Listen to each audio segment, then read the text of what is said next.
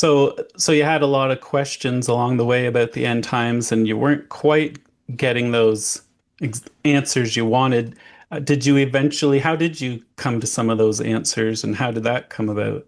Well, Or do you have the answers? I was going to say that was what I was getting ready to say. I don't really have answers. I have conclusions where I'm at today. In fact, I want to. I have a sentence I wrote down because this is something I make it clear that first, please know. I'll just read it verbatim what I wrote down. Sure. Please know that all my answers and comments are based on my current understanding at this moment. Ask me tomorrow. It may be a little bit different, maybe real close to the same, but it's going to be slightly changed. And to me, that's growth. Right. And I just, like we said actually a little bit beforehand, I have views, especially on end times, mainly on just on end times, that would even contradict each other because I'll have this view, I think, because it matches up with these verses. Then I'll say, well, we got this view over here, guys. Let's not forget about this. And they may not necessarily contradict, but they don't also gel how we think it would. And so I think as long as we keep studying and have an open heart and just not lock everything in, my concern is, I really mean this, I have a great concern when I see people who are so hard nosed on what they say is right. Don't get me wrong, I love the passion. In fact, I value the passion, but I feel that passion could be toned back just a hair to say, look, maybe just in case, what if you're wrong? And that's what people don't want to say or admit is I can be wrong.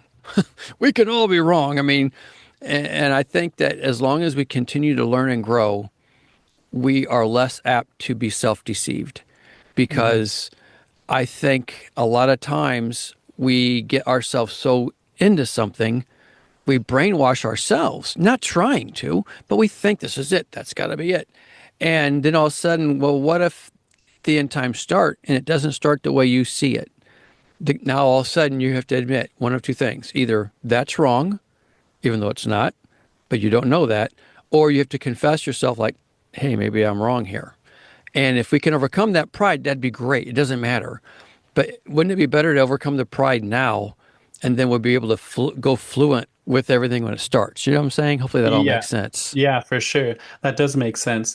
I've also thought, like, similar to the first coming, like when Yeshua first came on the scene, it's easier for us to look back and think, oh, you should have recognized him, like you guys, like, but being real life and seeing the Messiah, is this the Messiah? Is this not the Messiah? Like actually having to make that call. I think there's a lot more grace that could be applied there to that situation. That's like I said, looking back, sure, we have that advantage, but before that happened, like before there was a New Testament, like and making that call, this is the Messiah, like that was huge. That was a big deal. Yeah. Yeah. Amen. Amen. I hear you. And the same thing, like they were trying to read the signs. There was a very an anticipation for the Messiah, and they had their different viewpoints of what he would and wouldn't do. And so I think it's similar to the second coming. We're trying to see what lines up and where we are. And Yep. There's so many. I was just talking to my daughter about this yesterday. I feel today there are so many parallels going on in the world, in the Christianity, if you will, and politically around the world of what's taking place today as what happened in first century Jerusalem.